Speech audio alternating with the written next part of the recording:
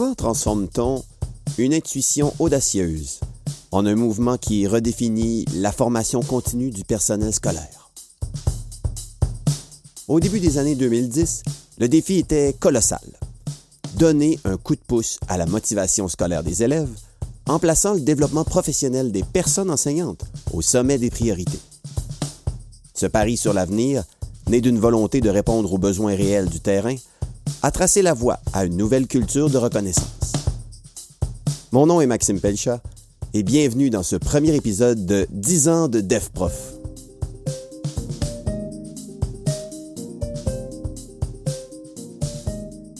Pour ouvrir cette série spéciale soulignant le 10e anniversaire du Cadre 21, j'ai eu le bonheur de m'asseoir au micro avec celle qui a porté cette vision dès la première heure. Ancienne directrice générale de la Fédération des établissements d'enseignement privé et figure de proue de la création du Cadre 21, Nancy Brousseau nous replonge dans l'audace des débuts.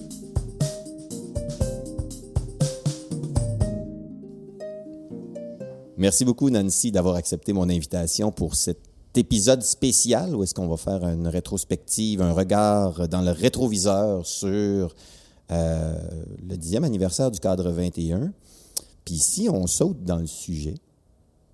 J'ai bien compris que l'histoire du Cadre 21 ne commence pas par « nous avons l'idée de créer le Cadre 21 ». Il y a vraiment tout un processus qui vient avant ça, qui a duré quelques années, qui a été important et orientant. Est-ce que tu peux nous en parler un peu de cette genèse, dans le fond, là, qui a pu donner naissance, après ça, à un projet nommé Cadre 21 un peu plus tard? Tout à fait. Bien, merci, Maxime, de l'invitation. Ça me fait très plaisir que vous ayez pensé à moi pour ce 10e anniversaire-là. Et oui, bien, c'est sûr que en essayant de faire une histoire courte pour nos auditeurs, il faut quand même aller un peu loin dans le temps. Je pourrais même reculer jusqu'en 2001, parce que ici, à la Fédération, on offre des services aux écoles et on doit s'assurer que nos services sont en adéquation avec les besoins des écoles. Alors, j'avais un collègue à l'époque, je vais le nommer, André Revers, au service aux élèves, qui a mis sur pied une grande enquête pour interroger nos élèves du secondaire, pour connaître un peu toutes sortes de choses de leur vie, là, de manière globale. Et ça nous a donné beaucoup de données. Et ça a permis au service aux élèves d'adapter son offre de services en fonction de ce que les élèves nous avaient dit. Alors, évidemment, là, on était plus... peut-être qu'on peut parler de quelques problèmes qu'il y avait à l'époque chez les élèves. Consommation. Oui. Il y avait consommation d'alcool, par exemple, de tabac. Bon. Bref, tout ça pour dire que dans les années qui ont suivi cette enquête-là, avec les résultats, le service des élèves s'est adapté avec une offre de service adéquate. Là, on s'en va en 2010. Et en 2010, mon collègue refait cette enquête-là pour dire, 10 ans plus tard, comment ça se passe. Ouais. Et lui, il était très content parce que sa partie de service aux élèves avait donné des résultats. Donc, des améliorations. Absolument, de belles améliorations. Et là, il s'est passé quelque chose qu'on n'avait pas du tout anticipé. C'est que les élèves allaient bien, de manière générale. Leur vie était bonne. Mais leur grande difficulté, on va dire ça comme ça, c'était l'école comme telle. Le modèle de l'école qu'on leur offrait, là, ils nous disaient carrément, elle ne nous intéresse pas, votre école est plate. Vous nous faites jouer à l'école, mais ça ne nous intéresse pas. Et les données sur la motivation avaient pris un coup. Et bon, là, on est en 2010, 2011, à avoir les résultats et tout, parce qu'on n'était pas dans une technologie aussi rapide qu'aujourd'hui à l'époque. Ah oui. Et là, moi, à cette époque-là, je ne suis pas au service aux élèves, je suis à la pédagogie. Je suis ici au service pédagogique. Et finalement, la problématique devient une problématique plus pédagogique. Oui, motivation, pédagogie, exactement. Il y a un lien. Oui. Et la direction générale de l'époque, Paul Boisvenu, avait décidé de lancer un beau projet qui a été vraiment porteur. On avait appelé ça l'école de demain. Oui. Parce que Paul se disait, les élèves sont en train de nous dire, de nous crier presque, écoutez, l'école, on a besoin qu'elle change. Pouvez-vous faire quelque chose? Et c'était d'autant plus déstabilisant que tout le monde travaillait fort pour offrir une école qu'on trouvait très bonne, mais qui de toute évidence ne l'étaient pas à leurs yeux. Alors, Paul a lancé plusieurs groupes de travail dans lesquels beaucoup de gens de nos écoles sont venus travailler. Il y en a peut-être qui écoutent maintenant et qui se rappellent de cette époque-là. En effet, il y en a peut-être qui... Oui. 2010 à... on peut dire 2011, 2012, 2013. Et les groupes de travail ont réfléchi à comment améliorer l'école, quelle serait l'école de demain. Puis ils sont allés beaucoup avec on va dire, les types de personnes. C'est-à-dire qu'il y avait un groupe qui travaillait sur les directions, un groupe qui travaillait sur les enseignants, un groupe qui travaillait sur les élèves, un autre qui travaillait sur les parents, un autre qui travaillait sur l'organisation comme telle de l'école, hein, l'horaire, les lieux physiques, la technologie. Bref, on a fait le tour un peu de tout ça. Et comme ces éléments-là relevaient vraiment beaucoup de la pédagogie, bien, moi, j'ai eu le rôle, là, on est en 2012-2013, et j'essaie de ramasser toute cette information-là qui a eu lieu là, dans les différents groupes et d'en faire une communication. Et c'est là que démarré, il y en a peut-être aussi qui se rappellent de l'époque, là, les conférences sur l'école de demain. Et il y en a eu beaucoup, là, j'en ai fait peut-être 60-70 de ces conférences-là. Mais il y avait tellement d'informations. Il y avait tellement d'informations, puis il y avait tellement de choses à faire que c'était bien parce qu'on a des écoles qui se sont lancées dans un élément ou dans un autre, parce que tu ne pouvais pas tout embrasser. Il y avait beaucoup trop de choses à faire. Et là, inquiète-toi pas, là, je vais me rapprocher de Cadre 21. Mais je trouve ça hyper intéressant jusqu'à maintenant. Moi, la jeunesse, j'adore ça. Alors, je m'en viens. Et là, effectivement, 2012-2013, la série de conférences commence, puis 2014, 2013, ça continue. Et là, à un moment donné, on se dit, on ne peut pas tirer dans tous les sens, ça n'a pas d'allure. Moi, j'ai quand même un profil de chercheur avant d'arriver ici, donc je suis allée voir qu'est-ce qu'elle en dit, la recherche, parce qu'il y a toujours des efforts qu'on met, mais c'est quoi les résultats que ça nous donne? Oui, est-ce que ça a des retombées concrètes? Exactement. Et c'est là où, en allant éplucher tout ce qui se disait, ce qui se faisait, d'un point de vue assez mondial, en fait, et c'est là que des grandes entreprises comme l'UNESCO, par exemple, je dis entreprise, mais on va dire organisation, sont venues nous épauler, en ce sens que là, on se disait, qu'est-ce qui, parmi toutes les idées qu'on a, qu'est-ce qui va faire la plus grosse différence sur l'élève puis sa réussite? Malheureusement, et ça, ce que je dis là, c'est encore vrai aujourd'hui, okay? Malheureusement, la plupart des facteurs qui ont un levier important sur la réussite scolaire, l'école, je vais dire l'école avec un petit E, là, a presque pas d'emprise là-dessus. Alors, je te donne des exemples. Le niveau de scolarité des parents, de la mère en particulier, le milieu socio-économique dans lequel les enfants sont. Alors ça, on n'a pas vraiment de pouvoir là-dessus. Là où on s'est aperçu qu'on avait le plus grand pouvoir, c'était sur le développement professionnel des enseignants. Voilà. Et c'est là où est-ce qu'on s'est dit, OK, elle est là, notre clé, le développement professionnel des enseignants, et c'est là qu'on doit mettre nos énergies. Mais quand tu y penses 2 minutes, il y avait déjà beaucoup d'offres. Le développement professionnel des enseignants à l'époque, là, revenons, là, mettons qu'on est en 2013, là, ou bien tu as une journée pédagogique. Ouais. Là. Bon, mais ça, on sait, classique. C'est beaucoup le one size fits all, on met tout le monde dans une salle. Bon, il y avait ça. Évidemment, il y a les congrès, les colloques. Alors, tu pars 2 jours, tu t'en vas dans un colloque quelconque, mais bon, des fois, tu reviens de là, ça ne veut pas dire que tu vas appliquer tout de suite. Hein. Peut-être que c'était pas si adapté à tes besoins. Bon. Puis le 3e, évidemment, c'était l'université. Que ce soit par les certificats, les DESS, la maîtrise, les gens pouvaient se former à travers l'université. Mais tout ça, c'est des éléments très encadrés et très... Enfin, nous, ce qu'on cherchait, parce que là, on s'est dit, OK, il y a de la place, là. Il y a de la place pour quelqu'un qui ne veut pas se déplacer, qui veut rester chez lui, qui veut faire ça à son rythme, qui veut faire ça selon ses besoins, donc vraiment quelque chose de très personnalisé, et qui veut le faire, dans le fond, quand ça fait son affaire. Et c'est là qu'on s'est mis à chercher. Moi, je me rappelle justement, je suis allée dans une conférence NAIS. Aux États-Unis. Aux États-Unis, oui, le National Association of Independent Schools. Et j'ai choisi ce printemps-là, cet hiver-là, j'ai choisi tous les ateliers qui étaient en lien avec des moyens de se former, mais de manière plus personnalisée.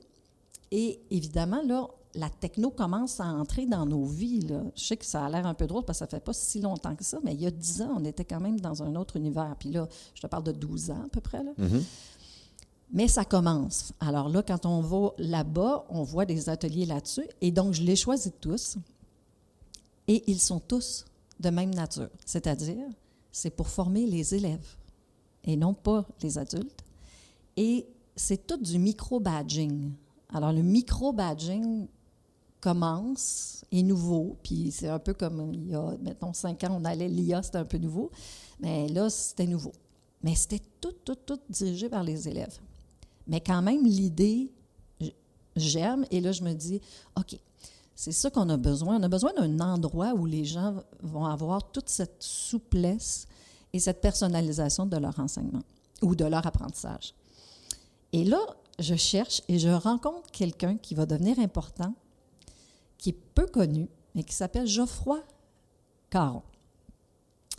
Et ce gars-là est en train de faire un doctorat dans les micro-badges. Alors, je m'en vais dîner avec lui sur la rue Fleury, dans Antique.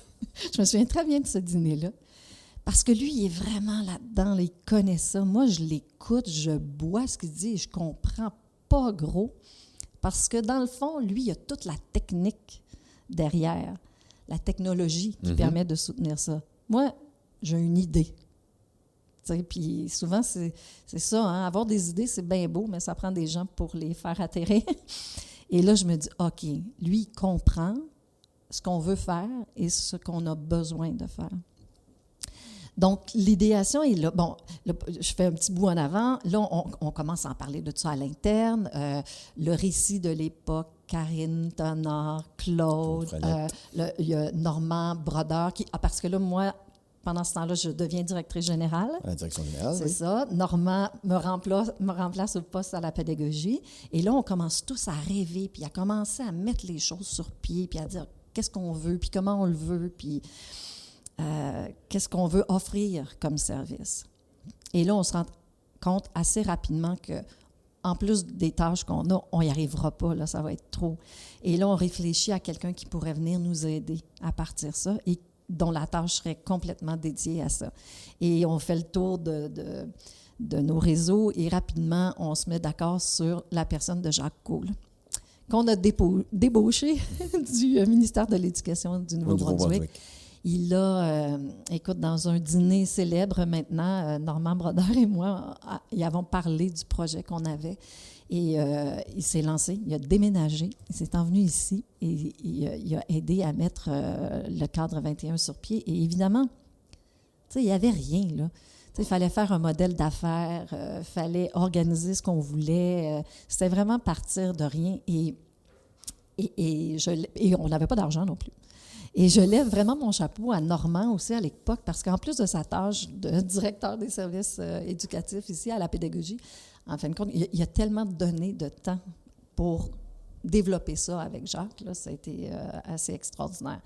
Et comme on dit, à partir de là, the rest is history, ou presque, parce que moi, je suis partie avec mon petit bagage. Si on avait des photos de ça, on en rirait aujourd'hui, mais partie avec ma petite mallette, puis je suis allée rencontrer des gens, des grands argentiers, pour leur parler du projet qu'on avait, d'offrir du développement professionnel à nos enseignants, parce que c'était l'élément le plus, disons, le levier le plus important pour améliorer la réussite des élèves. En tout cas, le levier sur lequel on avait de l'influence. Oui, c'est ça, de l'influence, du contrôle, exact, une emprise. Qu'on pouvait faire quelque chose. Exact. T'sais. Mais là, tu vas voir, puis là, je ne veux pas les nommer parce que je ne veux pas mettre personne dans l'embarras, mais tu vas voir des grandes entreprises du Québec avec une idée puis rien de fait. C'est sûr que tout le monde me dit, mon Dieu, c'est extraordinaire, mais bonne chance. Jusqu'à ce que, on s'est dit, OK, on va mettre de l'huile de bras, puis on va essayer de partir ça, nous, ensemble. Et en parallèle, on a eu des discussions progressives avec, je vais dire, des membres de l'opposition d'abord, parce que Au niveau politique. Oui, c'est ça. Parce qu'il faut que je le nomme. Là, Jean-François Roberge, à l'époque, était de la CAQ, mais la CAQ n'était pas élu. Mais lui, il était député dans l'opposition, il s'occupait de l'éducation. Et lui, il trouvait que c'était un prof. Hein? Jean-François. Oui, c'est un ancien prof de primaire. C'était un prof, oui, il sortait de sa quatrième année quand il était élu. Donc, lui, il avait trouvé que c'était une excellente idée. Puis après ça, on a convaincu Sébastien Proulx, qui a été un extraordinaire ministre de l'Éducation à l'époque. Et à partir de là, le gouvernement, après moult rencontres et explications de ce qu'on voulait faire, de l'ouverture au programme, parce qu'on ne voulait pas que ce soit payant. On se disait, faut que le gouvernement, en fait, ou n'importe quelle autre entreprise, mais ça s'est avéré être le gouvernement, voit l'intérêt de ça et que les gens, qui soient dans n'importe quel centre de service scolaire, dans n'importe quelle école privée autonome, du Grand Nord au fin fond de l'Ouest ou en Gaspésie, puissent avoir accès à cette banque, dans le fond, de formation. Et tout en étant convaincus qu'on allait améliorer la réussite des élèves.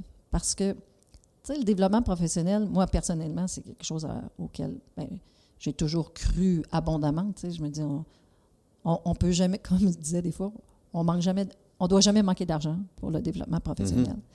Parce que les choses qu'on sait, quand on ne sait pas ce qu'on ne sait pas, tu sais, ça va. Mais quand on commence à savoir, on ne peut plus faire comme si on ne le savait pas. Puis ça change notre pratique. Oui. Puis ça change la manière dont on interagit avec les élèves. Et puis après ça, le reste s'est fait tout doucement. Avec les sous, on a pu embaucher d'autres personnes pour venir travailler, dont toi. Par exemple. Au cadre 21, en faire une petite équipe, vraiment une équipe très, très modeste, mais avec l'apport de personnes à l'extérieur de cette équipe-là. Oui. De gens qui sont venus monter des formations, des gens qui sont venus pour les corriger, les commenter. Les rétroactions. Bref, des fois, je souriais parce que je me disais, mon doux, l'équipe globale du cadre 21, il y a plus de monde qui y contribue, des fois, que le personnel de la Fédération au grand complet. Mais évidemment, c'est des gens qui font autre chose, qui travaillent déjà dans notre réseau. Qui sont dans le réseau. Exactement, et qui acceptent de venir apporter leur expertise très pointue. Parce qu'une chose aussi qui était super importante pour nous, c'était qu'on ne partait pas quelque chose de broche à foin. Il fallait que ce soit très bien monté, que les formations se basent sur les études scientifiques disponibles et que les gens, donc, aillent chercher de l'information hyper pertinente pour leur pratique. Puis, dans le modèle aussi, on se disait, c'est pas comme un congrès, tu reviens, tu dis, je suis allé, là.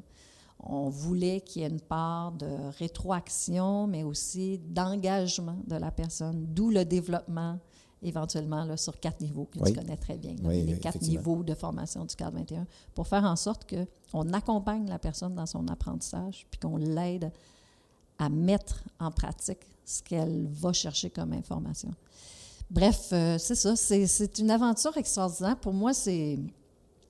je dis souvent que j'ai 3 enfants, mais cadre 21, je considère ça comme un bébé, là, et de le voir maintenant que je suis partie à la retraite, de le voir continuer, ça me fait excessivement plaisir, tout en étant très consciente qu'il faut toujours parler de sa pertinence. Mm-hmm. Parce que pour que les formations soient gratuites, ouverte et disponible à toute personne francophone, parce que ça, c'est un élément très important. T'sais, on en avait trouvé des formations en anglais, mais il fallait absolument trouver du matériel, ou en tout cas développer du matériel francophone. Donc, c'est ça. On a eu des enjeux dernièrement. Tout le réseau a des enjeux de financement. C'est difficile. Mais il faut s'apercevoir que cet élément-là est vraiment très important. C'est un des éléments de la réussite éducative des élèves. Ben justement, je rebondis là-dessus, Nancy. Est-ce que parce que là, tu viens de nous faire un historique là, qui s'étale sur... Long, je m'excuse. Non, mais qui s'étale sur quasiment un rétroviseur sur 20 ans. Puis est-ce que tu sens, dans cette vingtaine d'années qui s'est écoulée, que le développement professionnel est passé de quelque chose qui était présent à quelque chose qui semble incontournable aujourd'hui. Est-ce que tu as vu une évolution dans la perception dans le réseau sur l'importance de ce développement professionnel-là? Parce que personne ne peut être contre la vertu, mais on peut voir, puis tu me diras qu'est-ce que tu en penses, qu'on accorde l'importance à quelque chose si on lui accorde du temps et des ressources. Oui. Je n'ai pas une bonne réponse pour toi parce que je pense pas. Je le croyais pas à l'époque, je le pense encore pas, que les gens réalisent à quel point le développement professionnel des enseignants est un levier connu, reconnu par la recherche pour aider les élèves. Mm-hmm. Parce que si on le savait, en tout cas, tu sais, quand je dis quand on le sait pas, on le sait pas, mais une fois que tu le sais, agis en conséquence. Si les dirigeants, nos dirigeants, qui ne sont pas toujours du milieu de l'éducation, là. Tu sais, je veux dire, un politicien, des fois, je veux dire, il faut l'alimenter. Oui.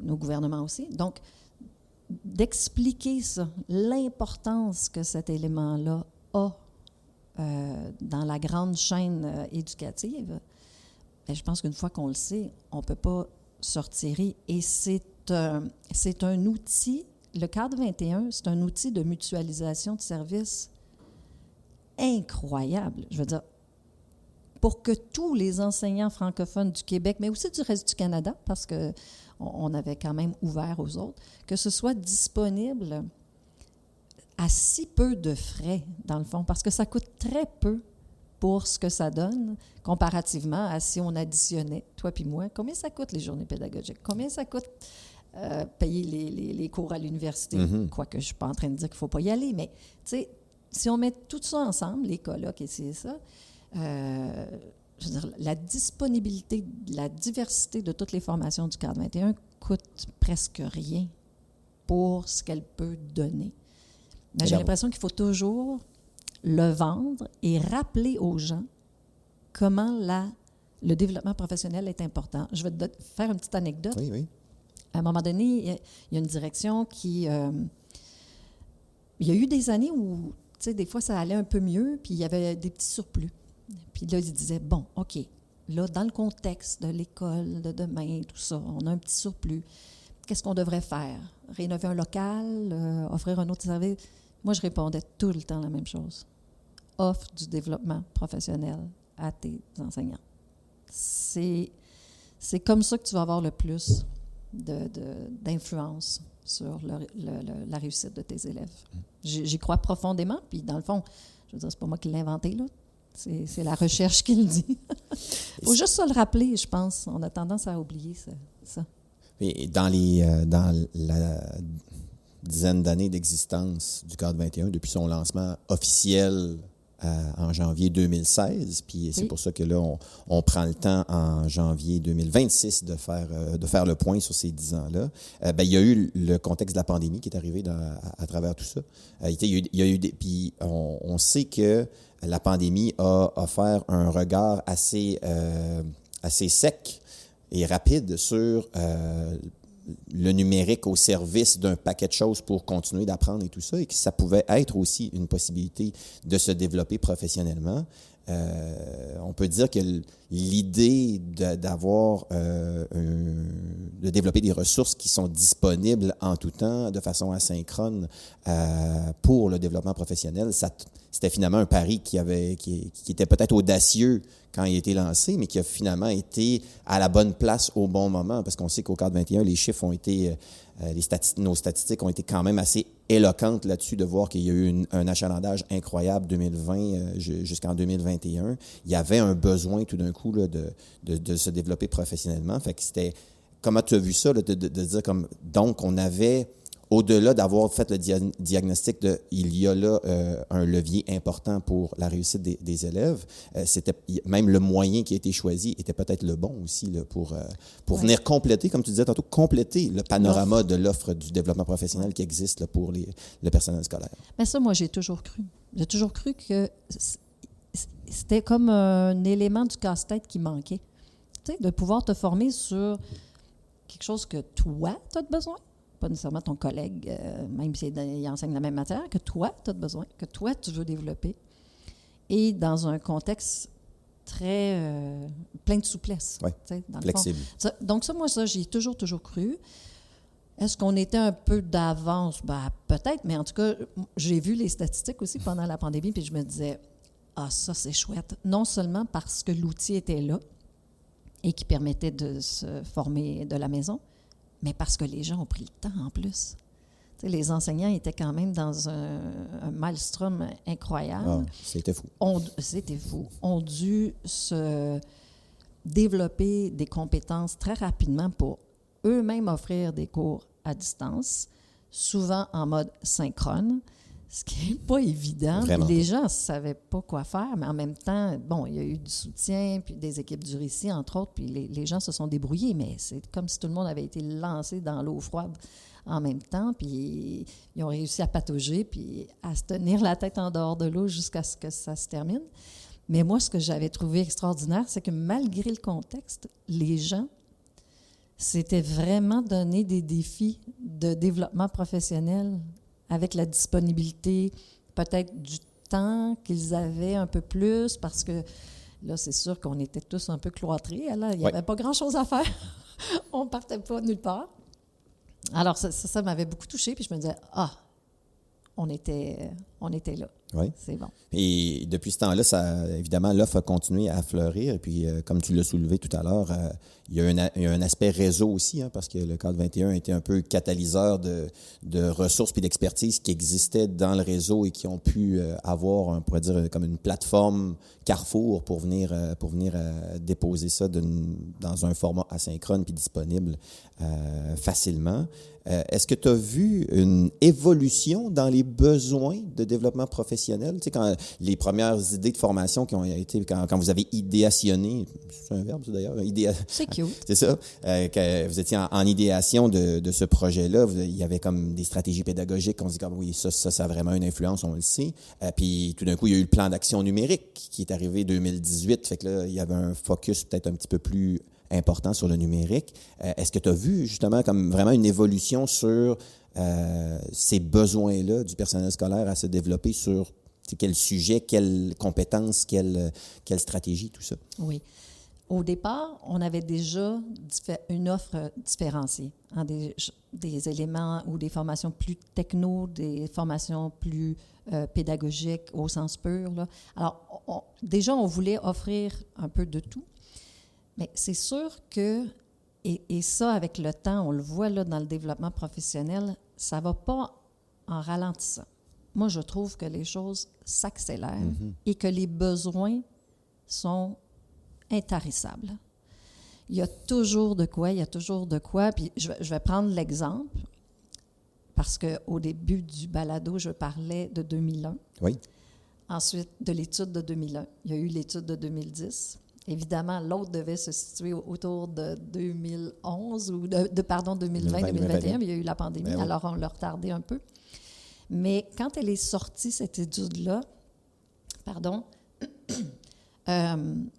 là, c'était d'autres types de problèmes qu'on a vus. C'est la détresse de certains élèves, l'anxiété, les maux de ventre, puis le stress qu'ils vivent. Fait que là, on était ailleurs.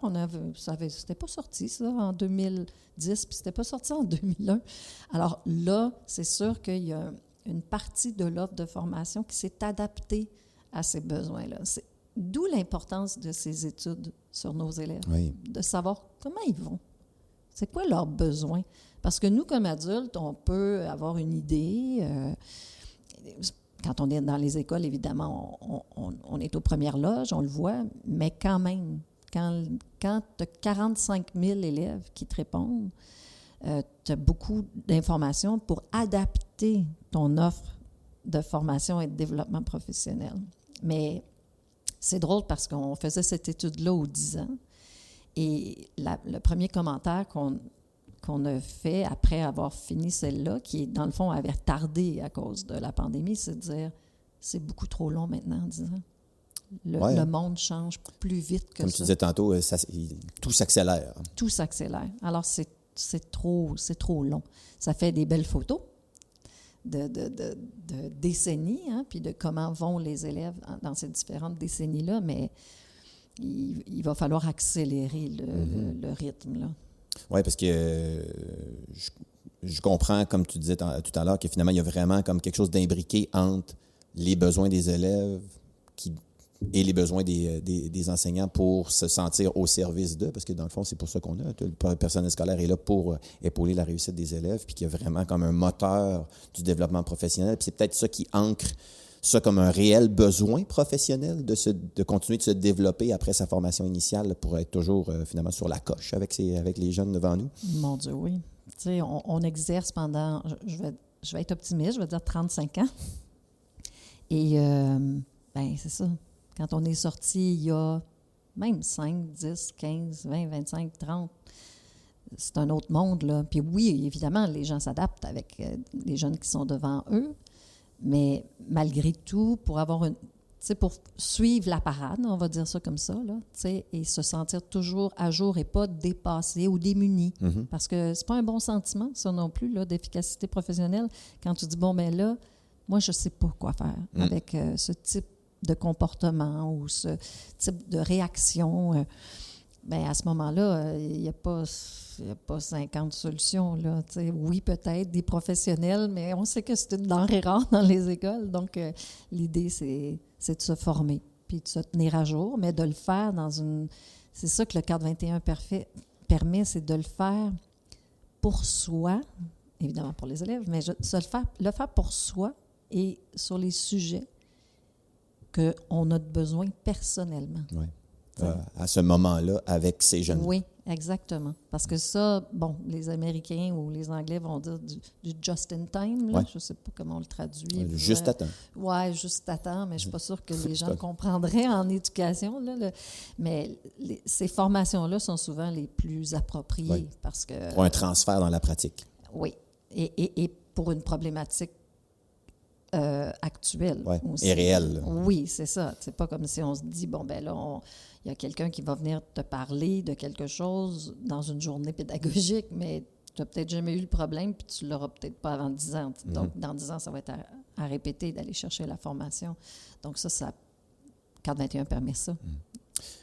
Puis, évidemment, on aurait pu parler très, très, très longtemps de ça, mais j'aimerais, en terminant, t'entendre sur... avec le regard et l'expérience que tu as dans le réseau, tout ce que tu as vu, puis tu as pu justement passer dans ta carrière de prof en classe à la direction, puis ensuite au service de la fédération. Les dernières années, tu étais la directrice générale, donc tu avais vraiment une vision macro du réseau. Tu as travaillé beaucoup avec les autres acteurs dans le réseau au Québec, évidemment aussi. Qu'est-ce que tu vois comme venir sur ton radar professionnel un peu, là, de ce que tu sens que ça va être encore vrai dans les prochaines années, il va falloir continuer à faire ça. Ou ça, c'est nouveau, puis il me semble que de même nature qu'à l'époque où est-ce que vous avez travaillé activement là, sur le chantier de l'École de demain, il y aurait des éléments là, à s'attarder parce que ça va rester ou ça va devenir important. Est-ce que tu vois quelque chose en particulier? Oui, c'est intéressant comme question. Moi, j'ai commencé ma carrière dans les années 80. Je l'ai fini en juin dernier. C'est beaucoup de temps, mais en même temps, là, puis c'est beaucoup de contextes différents. La technologie, par exemple, est arrivée. Oui. Quand j'ai commencé, on n'avait pas d'ordinateur dans les écoles. Un rétroprojecteur. On avait des rétroprojecteurs, oui, c'est ça. C'était une autre époque. Puis bon, la technologie a fait en sorte que beaucoup de changements sont arrivés progressivement puis ont permis de faire toutes sortes de choses. Mais essentiellement, là, c'est tout le temps la même affaire, pareil. Ce que j'ai réalisé, c'est que des fois, je me disais, ça fait 30 ans qu'on parle de ça. Puis je suis sûre que s'il y a des gens qui nous écoutent puis qui ont fait de grands bouts là, dans le réseau, ils vont se dire la même chose. C'est vrai. Il y a des situations, des fois, là, tu te dis, mon Dieu, ça fait 30 ans qu'on parle de ça, ça fait 35 ans qu'on parle de ça, on va tous s'en sortir. Puis des fois, mon impression... maintenant un peu comme sur les lignes de côté, puis en toute humilité, là, c'est peut-être qu'on essaie tellement de tout faire, alors qu'il faudrait, comme un peu, je l'expliquais, puis comme on a fait, nous, ici, à la Fédération, quand après on va dire, 2 ans de travaux dans les comités, il y avait tellement de stock, puis tellement de leviers. Il faut choisir les bons, ceux qui sont le plus efficaces et qui ont été démontrés par la recherche. Parce que ça ne sert à rien de s'en aller dans tous les sens. Puis malheureusement, le système dans lequel on est, avec les gouvernements qui changent souvent aux 4 ans, puis avec des ministres de l'Éducation aussi qui n'ont pas toujours de très longs mandats. Ouais. En tout cas, moi, c'est ce que j'ai vécu, là. Bien, tu te dis, on est tout le temps dans des petites choses, je vais le dire en anglais, les low-hanging fruit. Tu sais, on va aller chercher des petits gains rapides. Là, ouais, rapide, mais des fois, on ne se pose pas la question sur, mais quel a été l'impact sur l'essentiel, c'est-à-dire la réussite éducative, et éducative au sens large là, des jeunes, pas juste la réussite scolaire. Là. Est-ce qu'on a des beaux jeunes, bien formés, bien dans leur peau, en forme, quand ils sortent? Tu sais, des fois, j'ai l'impression qu'on se concentre sur trop de choses et pas assez sur les choses qui importent vraiment. Et je pense qu'on aurait plus de succès si on arrêtait de s'en aller dans tous les sens et qu'on se concentrait sur des éléments bien précis. Parce que c'est ça l'objectif, hein? Avoir des jeunes qui sont bien quand ils sont à l'école, qui réussissent bien, même s'ils ont des difficultés, qu'on puisse les accompagner, qui développent des goûts, des passions, qui essayent différentes choses, parce qu'on est en train de construire des adultes. Alors, évidemment qu'il faut leur donner de l'espace, il faut leur demander, il faut qu'il y ait des endroits pour parler eux aussi puis échanger.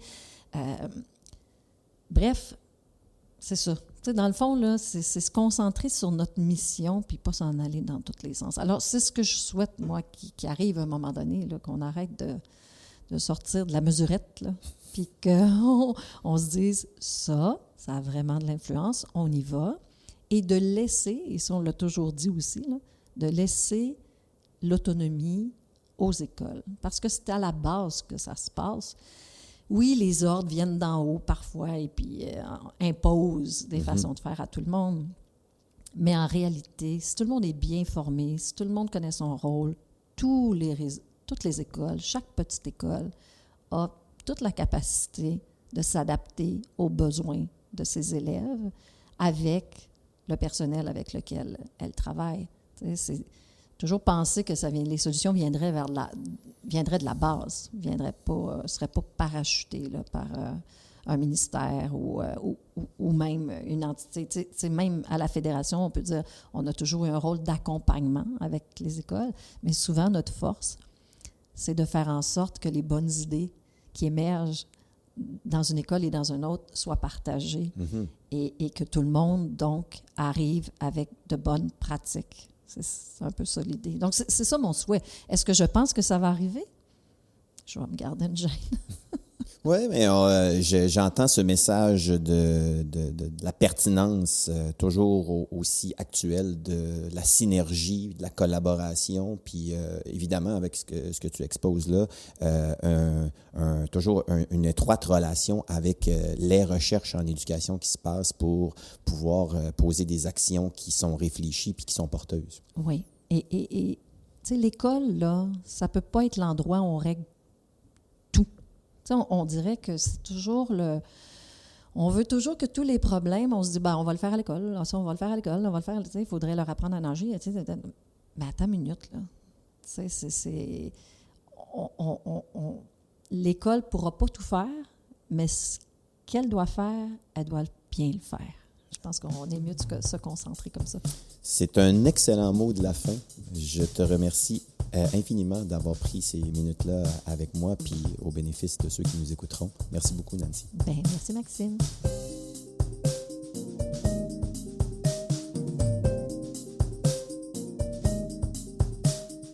Cette rencontre avec Nancy Brousseau marque le premier jalon de notre série 10 ans de DevProf. Je retiens que le développement professionnel n'est pas une destination, mais un mouvement collectif. Dans les prochains épisodes, nous poursuivrons ce voyage avec d'autres bâtisseurs et collaborateurs qui ont façonné l'identité du Cadre 21. Ensemble, ils témoignent de la richesse de notre réseau et des ambitions que porteront la prochaine décennie. Merci de votre écoute et rendez-vous au prochain épisode de 10 ans de DevProf.